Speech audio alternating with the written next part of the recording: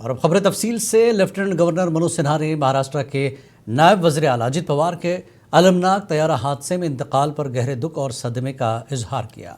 एक ताज़ियती पैगाम में उन्होंने कहा कि अजित पवार एक काबिल एहतराम रहनुमा थे जिन्होंने आवाम की फलाह बहबूद के लिए अपनी ज़िंदगी वक्फ की और महाराष्ट्र की खिदमत की। लेफ्टिनेंट गवर्नर ने उनके ख़ानदान और मद्दाहों से ताज़ियत का इजहार किया।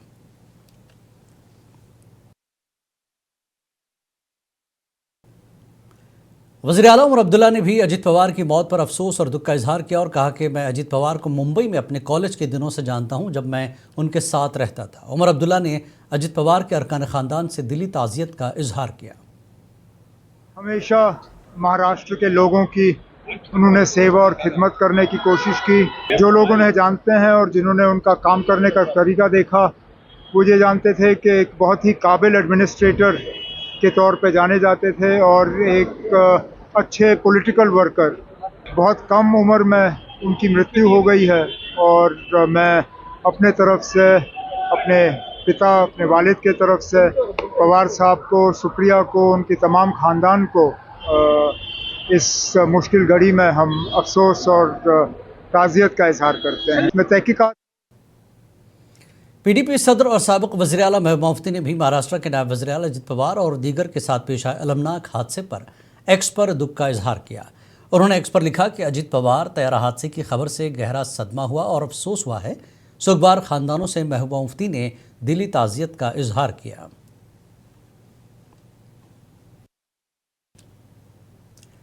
कानून साज असम्बली के आगा सैयद मुंतज़िर मेहदी ने तैयारा हादसे में अजित पवार के इंतकाल पर ताज़ियत का इजहार किया और वजारत हवाबाजी से परवाज़ों की सिक्योरिटी ऑडिट की अपील की। बडगाम में रमज़ान की तैयारियों के सिलसिले में लाइन डिपार्टमेंट के अफसरान से जायज़ा मीटिंग के मौके पर उन्होंने ये बात कही।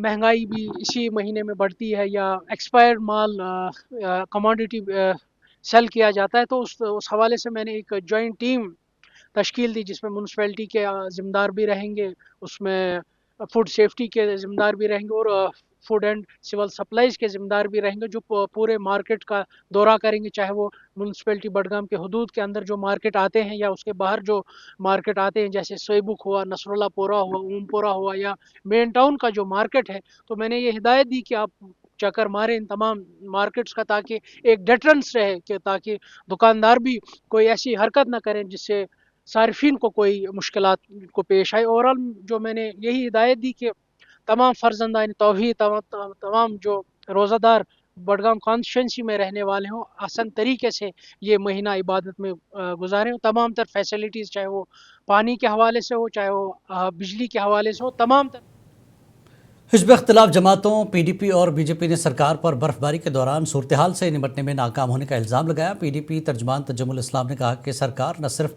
राब्ता सड़कों से बर्फ़ हटाने में नाकाम रही, बल्कि बहुत से इलाकों में शाहराहों पर अभी भी बर्फ़ नहीं हटाई गई। एनसी ने इसके दिफा में कहा कि जब से बर्फबारी हुई है तब से नायब वज़ीर आला सुरेंद्र चौधरी लगातार अजला का दौरा कर रहे हैं।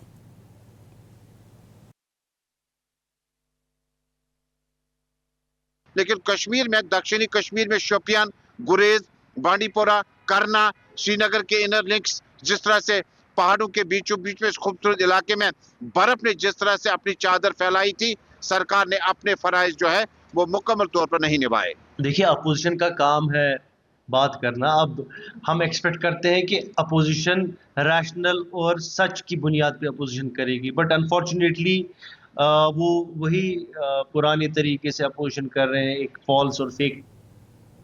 भारी बर्फबारी के बाद डिप्टी सीएम सुरेंद्र चौधरी ने एमएलए राजपुरा गुलाम मोहिउद्दीन मीर के साथ पुलवामा के साथ साथ कस्बा यार इलाके में ज़मीनी सूरत हाल का जायज़ा लिया। इस मौके पर डिप्टी सीएम सुरेंद्र चौधरी ने मीडिया के साथ बात करते हुए कहा कि हमने जो वादा किया है उसके लिए हम पाबंद हैं और हमारी सरकार आवाम के बीच हमेशा मौजूद रहेगी। काम तो हमारा है कि देख रहे हैं कहाँ रास्ते बंद हैं, कहाँ नहीं, और इतने सारे भारी तादाद में जो लोग हमें मिले हैं, और ये ज़रूरी नहीं कि हम सारे हमारी पार्टी के होंगे, कोई अलग भी होंगे, कोई बिना ऐसे भी होंगे जो मेरी तरह जिस दिन वोट पड़ते हैं घर में सोए रहते हैं, कहते हैं नहीं यार वोट नहीं डालना, ऐसे भी बीच में कहीं होंगे।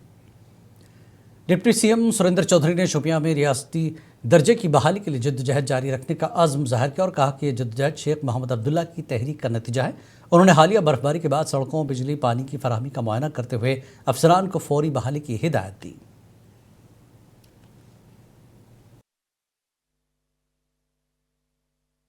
और हमेशा हमारी कोशिश रहेगी कि ये स्टेट हमारा जो दर्जा है वापस हो। लेकिन काश आप ये सवाल उन लोगों को पूछते जब 2014 में उमर साहब ने सरकार छोड़ी थी, पीडीपी और बीजेपी ने यहाँ सरकार बनाई थी, तो उसमें उमर साहब ने इनके हवाले क्या किया था? स्टेट किया था कि यूटी किया था? बोलो, स्टेट किया था ना। तो जब हमने दोबारा स्टेट उनकी हुकूमत के बाद 11 साल के बाद जब हमने दोबारा हुकूमत संभाली तो हमारे हाथ में बीजेपी और पीडीपी ने क्या देना चाहिए था? अपनी पार्टी सदर अल्ताफ बुखारी ने कहा कि हालिया बर्फबारी से निपटने के लिए इंतजामिया पूरी तरह तैयार नहीं थी, जिसके नतीजे में देहात, मुनक़ता और आवाम को मुश्किलात का सामना करना पड़ा। उन्होंने कहा कि बागबानी के शोबे को खुसूसी तवज्जो दी जानी चाहिए और मुतासरा बाग मालिकान को बर वक्त मुआवजा फराहम किया जाना चाहिए। मुझे ये मालूम नहीं है जिन्होंने लिया होगा ये डिसीजन, मगर मेरी सलाह है नी जर्क रिएक्शंस नहीं होनी चाहिए। लेकिन अगर लोगों की खिदमत में किसी की ने कोताही की है तो फिर तो लोगों की खिदमत पहला अवलीन फ़र्ज़ है। अल्लाह करे कि कम अज़ कम इस हॉर्टिकल्चर इंडस्ट्री के लिए कुछ ना कुछ वो ज़रूर करें, क्यों पिछले साल काफ़ी नुकसान हुआ इस इंडस्ट्री का। इस साल भी जो नई प्लांटेशन आई है। नेशनल कॉन्फ्रेंस के सीनियर लीडर सज्जाद शाहीन ने प्रेस कॉन्फ्रेंस में हालिया बर्फबारी से पैदा होने वाली मुश्किलात और अवामी मुश्किलात से निजात के लिए हुकूमत की कार्रवाइयों की तारीफ की। उन्होंने कहा कि बानिहाल के बर्फानी इलाकों में स्नो कटर मशीन लाने की ज़रूरत है ताकि आवाम को बर्फबारी के दौरान परेशानियों से बचाया जा सके। जगहों पे पावर आने में ताखीर हो गई, लेकिन चूंकि हमारे पास मटेरियल यहाँ नहीं था, रास्ता बंद था, नेशनल हाईवे भी बंद था, हमें डिवीजन से एलटी और एचटी पोल मंगाने पड़े, कंडक्टर मंगाने पड़े, जिसकी वजह से थोड़ी सी ताखीर हो गई। हल्का इंतखाब बानिहाल में या बानिहाल में कहीं पे भी मैकेनिकल सब डिवीजन नहीं है। इस मैकेनिज्म से हमको निजात पाने के लिए एक तो हमको यहाँ पे अपना सब डिवीजन मैकेनिकल का कायम करना है। आज राजौरी में नेशनल लॉ यूनिवर्सिटी खोलने के लिए चिल्ड्रन पार्क राजौरी से गुजर मंडी चौक तक एक एहतजाजी रैली निकाली गई, जिसके शुरका ने खबरदार किया कि अगर राजौरी में लॉ यूनिवर्सिटी न खोली गई तो वो सख्त और बड़ा एहतजाज करेंगे।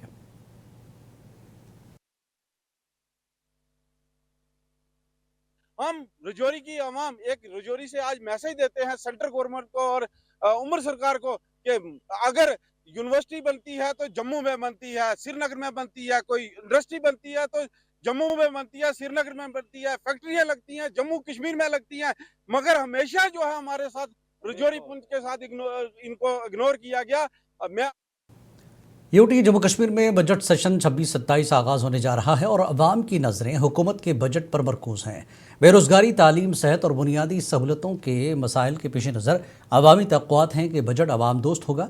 मुतवस्सित और कमज़ोर तबके को रिलीफ, नौजवानों के लिए रोज़गार और सेहत व तालीम के लिए मज़ीद फ़ंड्स मुख्तस करने का मुतालबा किया जा रहा है। यकीन किया जा सकता है कि बजट अच्छा होगा, लेकिन एक चैलेंज बड़ा होगा, हुकूमत के लिए भी चैलेंज बड़ा, क्योंकि रोजगार इसमें सबसे बड़ी बात है। रोजगार की जब बात करें तो हुकूमत के पास इतने रोजगार अभी जो एम्प्लॉयमेंट है वो स्कीम में भी नहीं है। तो हमको तवक्का है कि गवर्नमेंट इस बार मतलब जो भी वादे उन्होंने किए थे वो पूरे हो जाएंगे। हमने वोट दिया है, बढ़ चढ़ कर हिस्सा लिया। जम्मू पुलिस को आज एक चोरी के मामले में बड़ी कामयाबी हासिल हुई। 29 दिसंबर को एक शोरूम से चोरी होने वाला 50 लाख रुपए मालियत का सोना मध्य प्रदेश के ज़िला राजगढ़ से बरामद कर लिया गया। जम्मू पुलिस के एसपी विवेक शेखर ने एक प्रेस कॉन्फ्रेंस के दौरान बताया कि सीसीटीवी फुटेज और तकनीकी महारत की मदद से इस केस को हल किया गया। वारदात में मुलविस खवातीन मफरूर हैं, जिनकी गिरफ्तारी के लिए छापे मारे जा रहे हैं।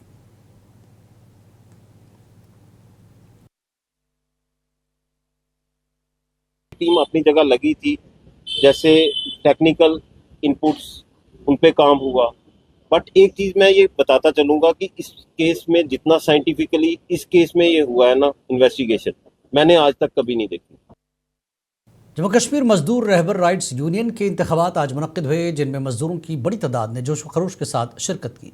इंतखाबी नताइज का ऐलान भी कर दिया गया, जिसके मुताबिक मुजफ्फर अहमद सदर, अब्दुल रशीद खान नायब सदर, शौकत अहमद शेख जनरल सेक्रेटरी और शौकत अहमद नज्जार ऑर्गेनाइज़र मुंतखब हुए। नौमुंतखब अहदेदारों ने मजदूर तबके के हुकूक़ के तहफ़्फ़ुज़, फलाह बहबूद और देरीना मसाइल के हल के लिए भरपूर कोशिशों के अज़्म का इजहार किया।